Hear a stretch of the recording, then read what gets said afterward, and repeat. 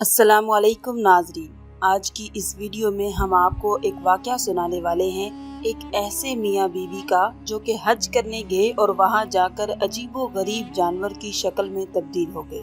आखिर अल्लाह पाक के घर में उन्होंने ऐसा क्या किया कि अल्लाह पाक ने उनको ऐसी दर्दनाक सज़ा दी। इस वाक़े को जानकर आपकी आंखों में आंसू आ जाएंगे और आप एक सबक हासिल करेंगे।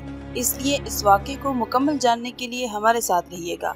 नाज़रीन, हिंदुस्तान के एक इलाके में एक दीनदार घराना था जिस घर में माँ बाप और उनका एक बेटा रहते थे। माँ बाप बहुत ही नेक और परहेजगार लोग थे।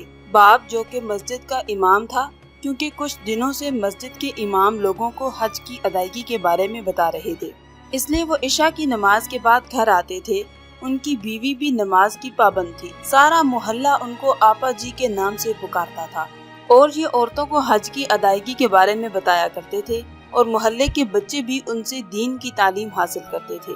दोनों मियाँ बीवी ने अपनी जिंदगी का आगाज हज के बाद किया था, क्योंकि उनका कहना था कि शादी करते ही हमारे घर वालों ने कहा था कि आप लोग हज करके आएं।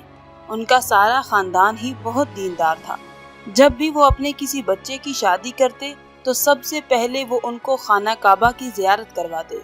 ये उनके खानदान का एक दस्तूर बन चुका था। अब उनका बेटा भी जवान और खूबसूरत था, मगर बहुत ज्यादा आजाद ख्याल था। अपने माँ बाप के कहने पर कभी कभी नमाज तो पढ़ लेता, मगर उन जैसा नेक और परहेजगार नहीं था। वो सारा दिन अपने दोस्तों में घूमता फिरता रहता। ना तो वो अपने बाप का कोई कारोबार संभाल रहा था और ना ही वो कुछ और करता था। हालांकि माँ बाप ने उसकी परवरिश बहुत अच्छे तरीके से की थी। बचपन में तो वो नमाज पढ़ता, कुरान पढ़ता, अल्लाह ताला की इबादत करता रहता था। जैसे जैसे बड़ा होता गया, बुरे दोस्तों में बैठना शुरू कर दिया। आहिस्ता आहिस्ता उसने बचपन की सारी आदतें छोड़ दी। ना नमाज की पाबंदी करता, ना कुरान पढ़ता। वो रात को देर से घर आना शुरू हो गया। उसकी हरकतों की वजह से उसके माँ बाप बहुत ज्यादा परेशान रहने लगे। एक दिन मोहल्ले की एक औरत उनके घर में आई और झिझकते हुए इधर उधर देख रही थी। उसकी माँ ने उस औरत को चाय का पूछा तो कहने लगी, आपा जी, मैं कुछ खाने पीने के लिए नहीं आई हूँ, बल्कि मैं आपसे कुछ कहना चाहती हूँ। और झिझकते हुए कुछ कह नहीं पा रही थी, क्योंकि सारा इलाका जानता था कि ये घराना बहुत ही दीनदार घराना है। इनका सारा खानदान बहुत ही नेक और परहेजगार है, इसलिए वो औरत कुछ कहने से कतरा रही थी। फिर उस लड़के की माँ ने कहा कि बहन जी, आपको जो कुछ कहना है बिना झिझक कहिए। फिर वो औरत हिम्मत करके कहने लगी कि मुझे आपके बेटे के बारे में कुछ कहना है। बेटे के नाम से वो औरत एकदम उस औरत को देखने लगी और कहने लगी कि आप क्या कहना चाहती हैं, क्या हुआ है, मेरे बेटे ने आपसे कुछ कहा है? वो औरत कहने लगी, मुझे तो कुछ नहीं कहा, मगर वो अपने दोस्तों के साथ मिलकर कुछ अजीब हरकतें करता है। देखिए आपा जी, मैं जानती हूँ कि आपका बेटा बहुत नेक है। आपका खानदान तो जिंदगी ही हज करके खाना काबा की जियारत करके शुरू करता है, मगर इलाके के कुछ लोगों को बहुत तंग करता है। आपा कहने लगी कि बहन जी, इसने क्या तंग किया है? औरत कहने लगी कि काफी दिनों से वो अपने दोस्तों के साथ मिलकर जिन घर की लड़कियां जवान हैं उनके घर में पत्थर फेंकते हैं। कभी उन लड़कियों को आते जाते फालतू की बातें करते हैं। आज तो उन्होंने हद कर दी। एक लड़की अपनी यूनिवर्सिटी जा रही थी, उनकी चादर ही खींच ली। फिर उस लड़की ने आपके बेटे के मुंह पर थप्पड़ भी मारा। आपा जी, अपने बेटे से कह दीजिए कि ऐसे बुरे दोस्तों के साथ ना घूमा करे। इतना कहकर वो औरत चली गई और वो आपा जी गुमसुम बैठी दरवाजे को देखती रही। मगरिब की नमाज के बाद जब उसका शौहर घर आया, शाम का खाना खाने लगे, तो उसकी बीवी कहने लगी, देखिए हमारा बेटा अब बड़ा हो गया है, हमें इसकी शादी करनी चाहिए। आप तो जानते हैं वो आपकी तरह 5 वक्त का नमाजी नहीं है, और मैं चाहती हूँ आप कोई अच्छा सा रिश्ता देखकर इसकी शादी कर दें, ताकि वो शादी के बाद फौरन खाना काबा की जियारत करें और हज भी करीब है, इसी साल हज भी करें। और मुझे उम्मीद है कि वो अपने बुरे दोस्तों से ताल्लुक खत्म कर देगा। फिर उसकी जिम्मेदारी होगी, वो अपने घर को संभाल लेगा। उन्होंने अपनी बीवी की हाँ में हाँ मिलाई और कहने लगे कि ठीक है, मैं अभी मसरूफ हूँ, आप खुद ही कहीं अच्छा रिश्ता देख लीजिए। फिर आपा जी ने किसी रिश्ते वाले को बोला कि आप मेरे बेटे के लिए किसी ऐसी जगह रिश्ता करवाएं जहाँ की लड़की बहुत खूबसूरत हो, दीनी हो, कुरान पाक की तालीम जानती हो। तुम जितनी रकम लोगी मैं तुम्हें उतनी रकम देने के लिए तैयार हूँ, बस रिश्ता अच्छा होना चाहिए। رشتے والے نے رشتے کے لیے پیسے لے لیے اور جیسے تیسے کر کے اس نے رشتہ کروا دیا۔ وہ کہتے ہیں نا کہ جوڑے تو آسمانوں پر بنتے ہیں، جیسا شوہر ویسی بیوی۔ اب آپا نے ان کی شادی کر دی اور دونوں میاں بیوی بہت زیادہ خوش تھے۔ اب ان کا شوہر اور دونوں مل کر نئی زندگی کا آغاز کروانا چاہتے تھے۔ ان کو حج پر بھیجنا چاہتے تھے، مگر ان کا بیٹا اور بہو کتنے بدقسمت تھے۔ جہاں ساری دنیا جانا چاہتی تھی، یہ وہاں پر جانا نہیں چاہ رہے تھے۔ ان کی بہو کا خیال تھا کہ اگر ہم کو کہیں بھیجنا چاہتے ہیں تو کہیں ایسی جگہ بھیجیں جہاں ہم جانا چاہتے ہیں۔ ہمیں لندن بھیجیں، پیرس بھیجیں، ابھی تو ساری عمر پڑی ہے۔ خانہ کعبہ تو ہم بعد میں بھی جا سکتے ہیں۔ مگر ان کے بیٹے کو سب پتا تھا، اپنے خاندان کا جو دستور ہے، شادی کے فوراً بعد ہمیں خانہ کعبہ کی زیارت کرنا ہوتا ہے۔ جب ان کی ماں نے مسکراتے ہوئے کمرے میں لے کر 2 ٹکٹیں گئی تو کہنے لگی کہ بیٹا، آپ دونوں بہت خوش قسمت ہیں، آپ کو حج کرنے کی سعادت اللہ تعالیٰ نے دی ہے۔ جب ہماری بھی شادی ہوئی تھی تو ہمیں بھی سب سے پہلے حج کرنے کی سعادت حاصل ہوئی، اور آپ لوگوں کو بھی حج کرنے کی سعادت حاصل ہو رہی ہے، ورنہ زیادہ تر ہمارے خاندان والوں کو پہلے عمرہ کرنا پڑا۔ اب آپ لوگ اپنی پیکنگ کر لیجئے۔ وہ دونوں میاں بیوی اپنا سامان لیے ایئرپورٹ پر پہنچ چکے تھے۔ جہاز پر سوار ہوئے جتنے بھی اس جہاز میں حاجی سوار تھے، سب کے سب ہاتھوں میں تسبیح کر رہے تھے۔ جہاز پر سوار ہوئے جتنے بھی حاجی سوار تھے، سب کے ہاتھوں میں تسبیح تھی۔ کسی کے ہاتھ میں قرآن پاک تھا، کوئی ویسے ہی اللہ کا ذکر کر رہا تھا، اور یہ دونوں میاں بیوی زور زور سے کہکے لگاتے ہوئے باتیں کر رہے تھے۔ اس ایروپلین میں سبھی حج کرنے والے سوار تھے، مگر افسوس کی بات یہ تھی کہ وہ دونوں میاں بیوی تسبیح کرنے کی بجائے، درود پاک پڑھنے کے بجائے، دونوں کبھی ہنستے، کبھی الٹی سیدھی حرکتیں کرتے۔ سب لوگ ان کو عجیب نظروں سے دیکھ رہے تھے، مگر یہ دونوں اپنے آپ میں ہی مگن تھے، ان کو کسی کی کوئی پرواہ نہیں تھی۔ ایروپلین جدہ کے ایئرپورٹ پر لینڈ ہو گیا، سبھی پیسنجر ایئرپورٹ پر اتر گئے۔ یہ دونوں میاں بیوی بھی ایئرپورٹ سے باہر آ کر وہاں سے ہوٹل پہنچے تو وہاں پر بھی سب لوگ ان سے بہت زیادہ تنگ تھے۔ ادھر لوگوں کا کہنا تھا کہ ان دونوں میاں بیوی کی حرکتیں اور باتیں بہت عجیب تھی۔ یہ باتیں تو اپنے کمرے میں کرتے، مگر ان کی آوازیں دوسرے کمروں تک گونجتی رہتی تھی۔ یہ دونوں میاں بیوی اپنے کمرے میں بھی مستی مذاق کیا کرتے تھے اور زور زور سے ہنستے تھے۔ اسی وجہ سے سارے ہوٹل کے لوگ ان دونوں میاں بیوی سے بہت زیادہ تنگ تھے۔ ہوٹل کے آس پاس کے لوگوں کا کہنا تھا کہ یہ دونوں میاں بیوی بہت زیادہ بدتمیز اور بد اخلاق لوگ ہیں۔ لوگوں کا کہنا تھا کہ اس کی بیوی تو پردے میں ہی تھی، مگر پردے میں بھی وہ بے پردہ لگ رہی تھی، اس کا پردہ نہ ہونے کے برابر تھا۔ اس نے لباس بھی ایسا پہنا ہوا تھا کہ لگ ہی نہیں رہا تھا کہ یہ یہاں حج کرنے آئے ہوئے ہیں، اور جو اس نے اوپر برقع پہنا ہوا تھا وہ اس قدر چست تھا کہ اس لڑکی کا ہر عضو دکھائی دے رہا تھا۔ آج کل کی جو بے حیا لڑکیاں ہیں وہ اسی طرح کا عبایا پہنتی ہیں۔ اس طرح پردہ ہونا نہ ہونا برابر تھا۔ اس لڑکی نے بھی عبایا فیشن کے طور پر پہنا ہوا تھا۔ ادھر ہر کوئی ان دونوں میاں بیوی کو مڑ مڑ کر دیکھتا، کیونکہ ان دونوں نے فیشن کے ساتھ ساتھ بے شرمی کی بھی حدیں پار کر دی تھی۔ وہ دونوں ہوٹل سے لے کر حرم شریف کے اندر تک ایسی باتیں کرتے آ رہے تھے جیسے یہ تنہائی میں کر رہے ہوں۔ وہاں کے سبھی لوگ ان کو دیکھ رہے تھے، سبھی لوگ ان سے تنگ ہو رہے تھے۔ یہ دونوں ایک دوسرے کے ساتھ زور زور سے باتیں کرتے، ہنستے، کہکے لگاتے جا رہے تھے اور عجیب قسم کی شرارتیں کرتے جا رہے تھے۔ حرم شریف کے اندر اس لڑکی کا کہکا اس قدر اونچا گونجا کہ لوگ بڑی مشکل سے ضبط کر کے رہ گئے، پلٹ کر ان دونوں میاں بیوی کو دیکھنے لگے۔ ان دونوں نے ذرا بھی حیا باقی نہیں تھی۔ اس وقت حرم شریف میں دونوں داخل تھے، اس کے باوجود اس طرح کی حرکتیں کرتے پھر رہے تھے۔ اس کے باوجود ان کے دل میں ذرا بھی خیال نہیں تھا خانہ کعبہ میں وہ ایسی حرکتیں کر رہے تھے۔ ہوٹل میں نہیں بلکہ پورے حج کی ادائیگی کے دوران یہی حرکتیں تھیں۔ ایک مرتبہ تو جس قافلے کے ساتھ وہ آئے تھے انہوں نے ان دونوں کو سمجھانا بھی چاہا کہ اگر آپ پہلی مرتبہ حج پر تشریف لائے ہیں تو آپ کو یہاں کے قوانین اور جماعت کا پتہ ہونا چاہیے۔ آخر آپ لوگ مسلمان ہیں، حرم شریف کا احترام کرنا تو ہم سب پر لازم ہے۔ آپ دونوں اس طرح ہنس رہے ہیں، باتیں کر رہے ہیں جیسے آپ لوگ پکنک پر آئے ہوں۔ اس شخص کی باتیں ان دونوں میاں بیوی کو اس قدر جلا رہی تھی جیسے کوئی آگ لکڑی کو جلاتی ہے۔ وہ دونوں اس شخص کے ساتھ بدتمیزی کرنے لگے، جھگڑنے لگے۔ یہ لڑکا سمجھانے والے شخص کا گربان پکڑ کر کہنے لگا، آخر تم ہوتے کون ہو؟ آخر تمہیں حق ہی کیا ہے ہمارے باپ بننے والے؟ ہم نے تم سے کہا تھا کہ ہمیں مشورہ دو، نصیحت کرو۔ ہم اپنا اچھا یا برا سمجھتے ہیں، پہلے خود کو تو دیکھ لو، تم کون سا کسی مسجد کے امام ہو؟ जाओ जाकर पहले अपने खुद के गुनाह बख्शवा लो, फिर दूसरों पर नजर रखना। बेहतर है कि यहाँ से दफा हो जाओ। ये दोनों मियाँ बीवी ऐसी बातें करके हर किसी को चुप करवा देते थे।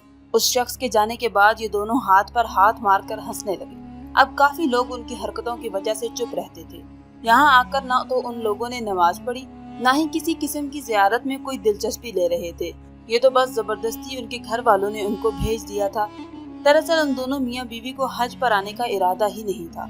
वो लोग तो लंदन पेरिस जाना चाह रहे थे। घर वालों के दबाव में आकर वो हज करने के लिए आ गए। मगर अफसोस की बात ये थी कि ये दोनों मियाँ बीवी मुसलमान होकर भी ऐसी हरकतें करते थे, वो भी हज पर आने के बाद। उनके आसपास के लोग काफी हद तक तंग दिखाई दे रहे थे। मगर नाज़रीन, फिर उन दोनों के साथ ऐसा वाक़या पेश आया जिसने उन दोनों की जिंदगी ही बदल दी।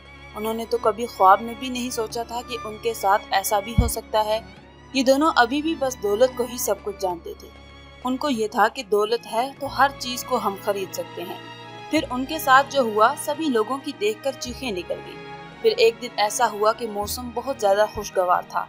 हाजी सुबह सुबह तवाफ करने निकल गए, क्योंकि वो हाजी चाह रहे थे कि आज मौसम बहुत ज्यादा खूबसूरत है तो हम लोग ज्यादा से ज्यादा ज़ियारत करेंगे। और ये दोनों सुबह सुबह होटल से टहलते हुए हरम शरीफ की तरफ आ रहे थे। वो आपस में कह रहे थे कि आज हम आखिरी बार हरम शरीफ जाएंगे, बाकी के दिन हम तफरीह के लिए निकल जाएंगे। वो लड़की अपने शोहर से कहने लगी कि आपके घर वाले भी बहुत अजीब हैं, शादी के फौरन बाद हमको जबरदस्ती इधर भेज दिया। उसका शोहर कहने लगा, मैं तो सिर्फ अपने खानदान का दस्तूर निभा रहा हूँ, वरना मैं भी यहाँ नहीं आना चाहता था। आज का दिन बहुत ज्यादा खूबसूरत है, इसके बाद हम दोनों यहाँ से कहीं और निकल जाएंगे। मोहतरम नाज़रीन, कितने अफसोस की बात है, उन दोनों को इस दस्तूर का पता ही नहीं। कितने ऐसे लोग हैं जो इस चीज के लिए तड़प रहे हैं, उससे महरूम हैं। ये दोनों अभी रास्ते में ही थे कि हरम शरीफ आने तक अभी कुछ वक्त बाकी था। रास्ते में उन दोनों को काफी सारे भीख मांगते हुए लोग नजर आने लगे, जिनमें से बहुत सारे बच्चे भी थे, बूढ़े भी थे, औरतें भी थी। दो बच्चे उन दोनों मियाँ बीवी के पास आकर हाथ फैलाने लगे और कहने लगे, हमें कुछ पैसे दे दीजिए, हमने सुबह से कुछ नहीं खाया। उन दोनों ने बच्चों को धक्का मारते हुए आगे बढ़ गए। फिर थोड़ा सा आगे गए तो उन दोनों को एक बूढ़ा बुजुर्ग भिखारी ही नजर आया, जो खुद को बड़ी मुश्किल से घसीटता हुआ उनके पास आया, क्योंकि उस भिखारी की दो टांगे कटी हुई थी। वो अपनी दोनों टांगों से महरूम था और एक बाजू भी उसका कटा हुआ था। बस एक बाजू के सहारे खुद को घसीट रहा था और इनके आस पास आकर कहने लगा कि मुझे कुछ सदका खैरात कर दीजिए। वो दोनों आपस में बातें करने लगे, मगर ऐसे थे कि उन्होंने भिखारी को देखा ही नहीं। फिर उस भिखारी ने खुद को मजीद घसीटा और उनके पाँव पकड़कर कहने लगा कि मुझे कुछ खैरात दे दीजिए। जैसे ही उस लड़के को पता चला कि भिखारी ने मेरे जूते पर हाथ रखा है, उसने जोर से उसके हाथ को पकड़कर झटका और अपने पाँव की ठोकर से उस भिखारी को मारने लगा। सीने पर, पीठ पर, मुंह पर, जिस कदर हो सका था वो अपने भारी जूतों से उसको मार रहा था। कहने लगा कि गंदे इंसान, तुमने मेरे कपड़े गंदे कर दिए, मुझे छूने की तुम्हारी हिम्मत कैसे हुई? तुमने मेरे जूते गंदे कर दिए, चलो साफ करो। फिर वो अपना जूता उसके मुंह के ऊपर रख देता है और दूसरा पाँव उसके बाजू के ऊपर रख देता है। कहता है कि अपनी जुबान के साथ इसको साफ करो। वो बेचारा भिखारी क्या करता, वो दर्द से आंखों से आंसू बहाए जा रहा था। एक तो उसके बाजू पूरे नहीं थे, जो उसका बाजू एक बचा था उसके ऊपर भी उस कमीने ने अपना एक जूता रखा हुआ था और वो चिल्ला रहा था कि जो तुम्हारा एक हाथ बचा है मैं उसको भी काट दूंगा। आखिर वो बेचारा भिखारी करता तो क्या करता, सिवाय आंसू बहाने के। जब उस लड़के ने काफी उस पर तशद्दुद कर लिया, उसकी बीवी कहने लगी कि चलो चलते हैं, ये अपाहिज किसी काम का नहीं है, ये तो इंतहाई घटिया किस्म के लोग हैं। मगर तब तक काफी ज्यादा लोग उनके आसपास जमा हो चुके थे। वो लोग उनको रोकना तो चाह रहे थे, मगर उनकी बदतमीजी देखकर सब पीछे हट गए। वो लोगों को देखकर उन पर भी गाली गलौज करने लगा। वो गाली गलौज करते हुए गुस्से में हरम में दाखिल होने वाला था कि वो लड़का जैसे ही हरम शरीफ के दरवाजे पर आया तो लड़का अचानक दर्द से चीखने लगा और जैसे ही उसने हरम शरीफ के अंदर पाँव रखा उसके हाथ पाँव मुड़ने लगे। वो दर्द से चिल्लाने लगा था। लोग उस लड़के की चीखें सुन रहे थे, उसे थाम कर उससे सवाल करने लगे कि तुम्हें क्या हुआ है, लेकिन बजाय वो बताए वो दर्द से चिल्लाने लगा और फिर देखते ही देखते दर्द से और भी चिल्लाने और तड़पने लगा। वो वहीं फर्श पर गिर चुका था। उसकी शक्ल देखते ही देखते बदल गई। वो अजीब सा जानवर बन चुका था। उसके पैर भी मुड़ चुके थे, वो उठकर चल भी नहीं पा रहा था। اس کی یہ حالت دیکھ کر اس کی بیوی اس کے پاس گر گئی۔ وہ منہ سے بولنا چاہتی تھی لیکن ایسا لگ رہا تھا جیسے اس کی زبان بند ہو گئی ہو۔ وہ روتی ہوئی شوہر کے پاس جانا چاہتی تھی لیکن اگلے ہی پل اس کے ہاتھ مڑ چکے تھے۔ وہ یوں چل رہی تھی جیسے 4 پیروں والا کوئی جانور چلتا ہے۔ اس کے جسم میں کوئی طاقت نہیں تھی۔ وہ دونوں جانوروں کی طرح حرم شریف کے اندر پڑے ہوئے تھے۔ وہ شخص تو پورا جانور بن چکا تھا اور اس کی بیوی آدھا انسان اور آدھا جانور تھی۔ اس لڑکے کا پورا بدن سفید ہو چکا تھا۔ وہ دونوں میاں بیوی پتہ نہیں کس زبان میں باتیں کر رہے تھے، کسی کو کچھ سمجھ نہیں آ رہا تھا۔ وہاں کے لوگوں نے جلدی سے آدمی کو بلایا۔ وہ ان کو اٹھا کر ہاسپٹل میں لے گئے۔ ان کو دیکھ کر توبہ استغفار کرنے لگے، اللہ تعالیٰ سے ڈر رہے تھے۔ کوئی نہیں جانتا تھا کہ آخر ان دونوں کو ایک ساتھ کیا ہوا۔ ان دونوں کے ساتھ آئے ہوئے قافلے والے لوگ یہی کہہ رہے تھے کہ ان پر اللہ کا عذاب نازل ہوا ہے۔ کچھ گھنٹوں کے بعد وہ دونوں میاں بیوی عبرت کا نشان بن گئے۔ وہ ایسے ہی دونوں میاں بیوی تڑپ تڑپ کر مر چکے تھے۔ سارے مکہ والے لوگ ان کو دیکھنے آ رہے تھے، دور دور تک لوگ ان کو دیکھنے آ رہے تھے۔ لوگ تو راستہ پار کرتے جا رہے تھے۔ ہر کوئی ان کے ساتھ آئے ہوئے قافلے والوں سے پوچھتا کہ آخر ان کے ساتھ کیا ماجرا پیش آیا۔ ان کی حقیقت سب کے سامنے کھل گئی کہ کیسے یہ لوگوں کے ساتھ بدتمیزی کرتے تھے اور ایک لاچار فقیر کے ساتھ کیسے انہوں نے ظلم کیا۔ اللہ جب اپنے بندے کی رسی کو کھینچنے پر آتا ہے تو ایک پل بھی نہیں لگاتا۔ سارے حاجیوں میں اور سارے مکہ میں یہ بات آگ کی طرح پھیل چکی تھی اور لوگ ان کو دیکھ کر کانوں کو ہاتھ لگا کر توبہ و استغفار کرنا شروع ہو گئے۔